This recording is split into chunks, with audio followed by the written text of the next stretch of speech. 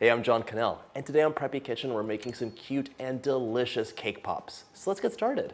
You can make cake pops in any flavor. This video is going to show you the basic construction for them. You'll want to start off with a 9 by 13 inch cake or 2 8-inch layers. That's a 15-ounce box of cake mix that you made, and it could be any flavor. Today, of course, I'm doing vanilla. To hold it all together, you want about a cup of frosting. If you're making a vanilla cake, I would say vanilla frosting, strawberry, chocolate, match it up.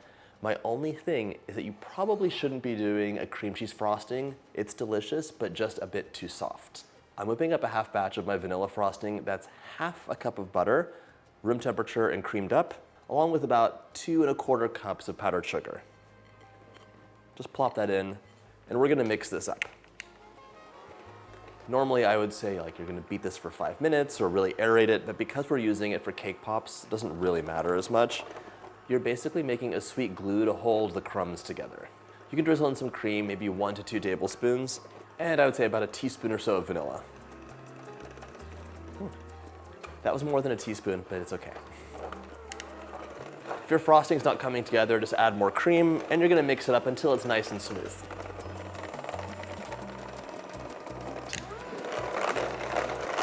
Mix on high for about a minute so it's nice and fluffy. And by the way, if you like my videos, hit that subscribe button. There's 2 new recipes every week. My frosting is ready. Now it's time to crumble our cake up. Very important to make sure your cake is cooled down. If it's too hot, it'll just melt the buttercream and it'll be a massive mess. Chances are you want to make cake pops because you saw some cute ones in a bakery, at a store, party, or even at Starbucks.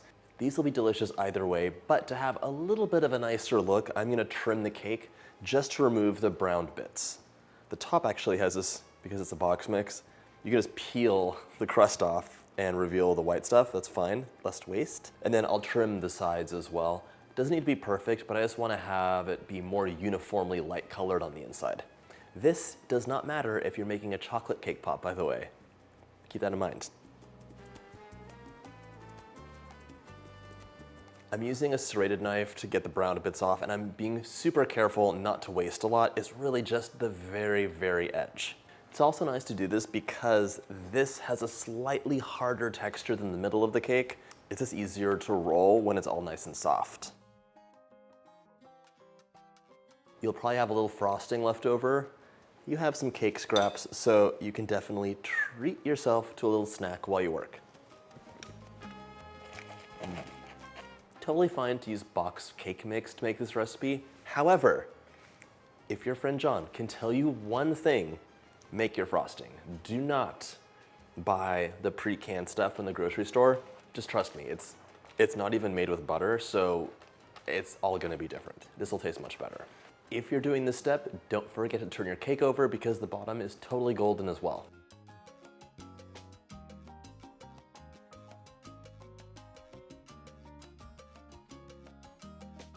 All right, this looks like a disaster. I swear I'll clean it up in a minute. Right now, I'll do it now. No one believes me.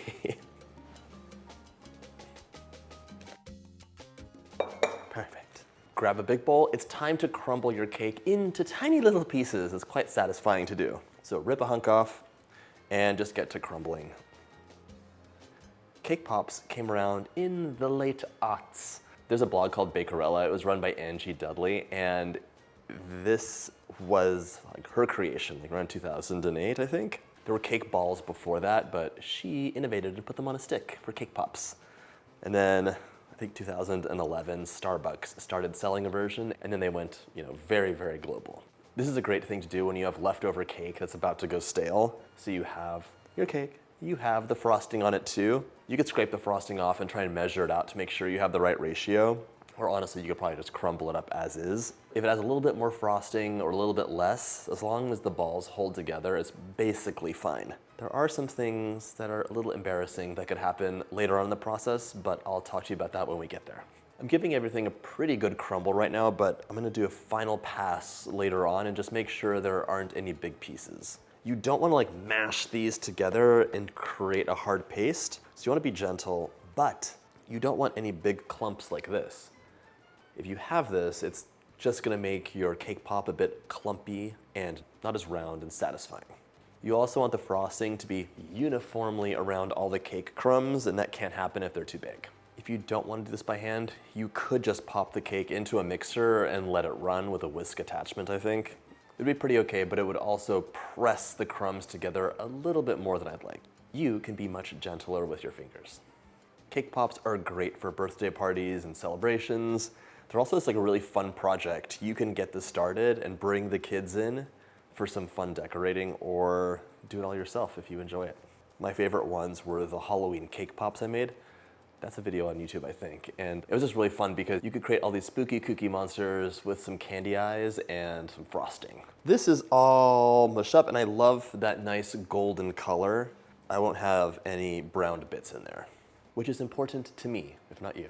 I love the way these cake pops look plain with just that beautiful cake in the middle. But if you want a little bit more color and festivity, you could add half a cup of sprinkles right in with the cake, mix it up, and you'll get a pop of color on the inside. I would say about half a cup would be a good amount, but you can experiment and add a little bit less or a little bit more as desired. Just make sure you're using the Jimmy sprinkles because those will kind of hold up and not bleed. Give this a final pass now, and we're just gonna look for any big pieces that might clump things up. Gorgeous. This looks like fluffy, magical sand from a candy beach. My cake is crumbed. It's time to measure out about a cup of frosting, so let's get to work. Perfect. I only have a tiny bit left over, which is excellent for snacking. Pop it in. And right now you could use your spatula just to mix this up, but since I have my mixer right here, I might as well. Mix on the lowest setting and only for about 30 seconds. This should look kind of like wet sand, but not be smooth. You don't want to overmix. Just enough mixing to move it together. You can use your spatula to finish it up or check it out. I actually like using this because it doesn't press things together as much. It's still a bit fluffy. This looks so nice. Come take a look at the texture. That's what you want to see. Once everything's mixed together, grab a lined baking sheet, parchment paper, and a 1 tablespoon triggered scoop, or you can eyeball it if you're brave. We're just gonna scoop this up, so about a tablespoon or so, and roll it into 1-inch balls. They could be slightly larger. They don't have to all be perfect in the same size because we're not baking anything, we're just assembling it. So here you have some more discretion. Roll it into a ball, pop it onto your baking sheet, and repeat this process. Do not worry if they're a bit oblong or lopsided because you can give them a final roll after they've chilled. Right now they're so soft that they would just dissolve if you tried to dip them. Also, nothing would stick to them. Also, the stick would just come right out, so you really need some chill time after this. One of the nice things about this recipe is it's fresh. If you've ever bought a cake ball from a bakery, chances are it was made a long time ago with really stale cake. It's just kind of on its last legs. This is fresh and it tastes delicious. Even the texture is nicer. This recipe will yield about 38 cake pops if you're making them this size. If you're making them larger, of course, you're gonna have a smaller yield. While you're rolling these up, you can start thinking about how you'd like to decorate them. The easiest thing to do is just dip them in your candy melt and then pop some sprinkles on top. It comes out looking really beautiful. But if you want to be a bit more brave, you could add so many decorations. You could make them look like little heads. I might do a contrasting color of candy melt or chocolate just drizzled on top. Some people like having little molds that they pour the candy melt into, remove the excess, and then press this filling in, and then top them off with more candy melt.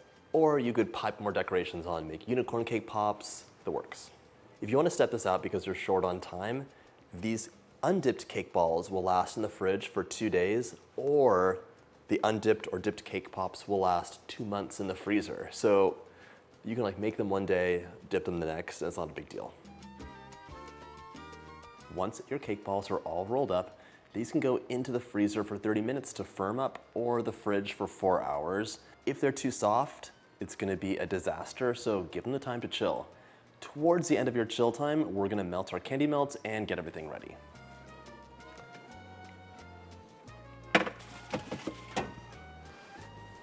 My cake balls have been chilling, so it's time to dip them after I've melted my candy melts. So candy melts look kind of like chocolate chips, but they're big and flat, but they're not made of chocolate. In Australia, I think they call this fake chocolate. There's no cocoa butter in here, but The trade-off is, it is so easy to melt, you're not gonna burn this, and you don't have to temper it. So once it hardens, it'll harden and be like nice and crisp. If you wanted to dip your cake pops in chocolate, I suggest that you temper the chocolate and then dip it, but it's gonna be like 10 times more work. Microwave these according to instructions. Usually it's like 30-second bursts, stirring in between. It's easy for dipping if you're using like a tall drinking glass or a liquid measuring cup. I've found for microwaving these that it's actually easier to do in the paper container because the glass bowl gets super hot and kind of like almost burns the edge while the center is still pretty cold. Make sure you have your cake pop sticks ready as well because we'll be skewering them and dipping right away. Microwave it up and we'll be right back.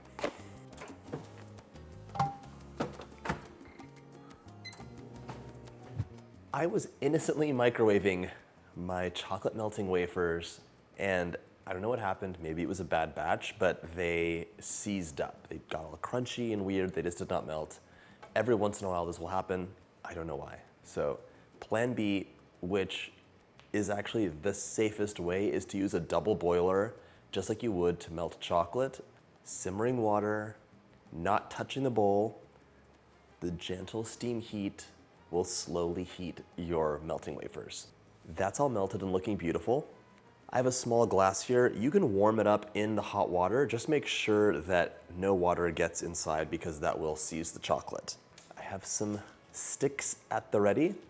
I have a little baking sheet where I can bring out a few balls at a time. You don't want to bring out all of the cake balls at once because the first few will be fine, but then they'll start warming up and they'll fall apart. So just bring out maybe 5 at a time until you're done. The last thing, and so important, is the stand. So this is a cake pop stand. This I bought online. This holds them like this. It does an okay job. If you don't have one of these, I would grab like some florist's foam or anything else that you can stick this into so that it will not fall because it has to stand upright while it sets. If you don't have any of those things, you can just dip them, let the excess go off, and then place it onto a parchment-lined baking sheet. So you'll have a flat side. It'll still be delicious. It just won't be a 360 cake pop. It'll be, here's the front, don't look at the back situation. All right, let's get a couple of these guys out. Place those onto your baking sheet.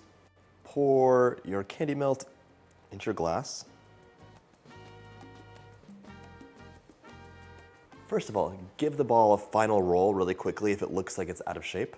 Dip your stick in chocolate.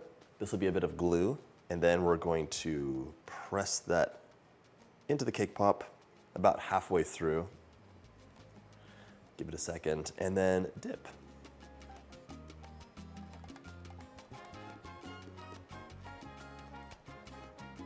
You can tap the excess off, and then place it onto your stand. Really get the excess off, otherwise it'll drip all over the place, which isn't the end of the world. You can pick it off, but it's fine. If you want to add sprinkles on top or anything that should stick, now is the time. So a few confetti sprinkles. Place that onto your rack and move on. Roll it up, dip, place it in, and then we're going to do a dip. Just let it hang upside down so the excess goes away. Some things can happen that might upset you, and here's the deal. I mentioned this earlier in the video. If these are frozen, or if they're too cold, or if your candy melt is too hot, the difference in temperature will cause the cake balls to expand while the candy melt contracts or like holds it in place, which means they'll crack open. The other thing that could happen aside from cracking is where there's like an ooze that comes out of the cake pops, like the frosting is forced out because it's trying to expand, but the candy melt's holding it together. So the moral of that is just, one, if it happens, it's okay. And two, you can just pop these into the fridge and make sure they're chilled but not ice cold. You don't want them to be frozen hard. And because we're only working with 5 at a time, this is going great. I've done this where I've taken 10 out at once, and towards the end of that, I was getting like quite cranky because they were falling apart. They were like falling off of the stick. It was just a nightmare. And if you really want to take your time and work slowly, you can have a smaller dish of hot water that this is resting in so that the candy melt will stay warm and pliable. These guys are dripping a bit, but it's completely fine. It'll pop right off and they'll look great.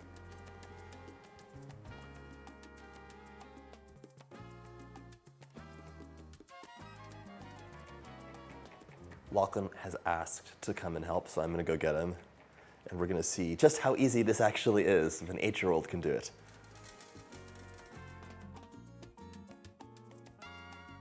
Next batch out. Lockie, you wanna come on?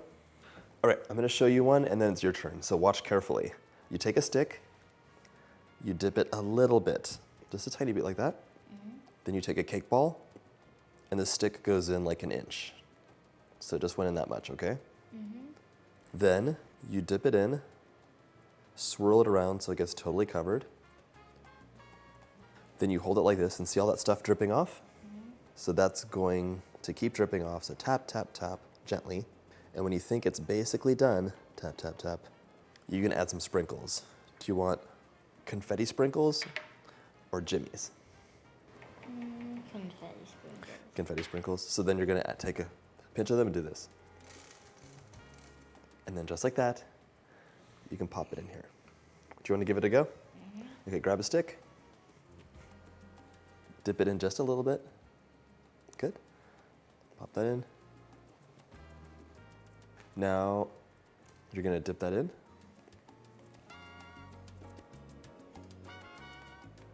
Good. And now, the tapping. If you just hold it like over there, it'll drip for a bit. This is the part where you have to be patient. Ultimate concentration. He's been asking all day if he can come help me in this. So I finally said yes. Okay, so that looks pretty good. Now you hold it up right over here, grab some sprinkles, and then just sprinkle them on top. That looks stunning. All right, so I'm gonna put it here. This is Lachlan's cake pop, which he'll try later. And as soon as it's dry, you're gonna come give it a taste, okay? Thank you. Are these ones dry? No, they're all wet. I'll see you in a minute. No, they're wet. I'll call you in a minute. Bye, see you soon. Thank you for helping. I mean, I was impressed. That was pretty good. Continue this process. You might want to add the remaining candy melt in here as this gets lower, or warm it up. As it cools down, it's going to be a bit thick and kind of becomes a bit more challenging. So try and keep it warm if possible.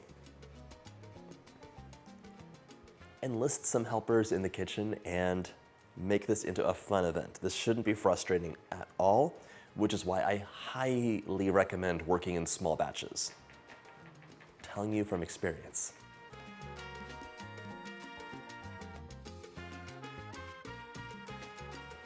Your K-pops will last in the fridge for 1 week.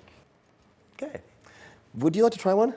Yeah, definitely. Okay, here. Let me know what you think. Take a bite.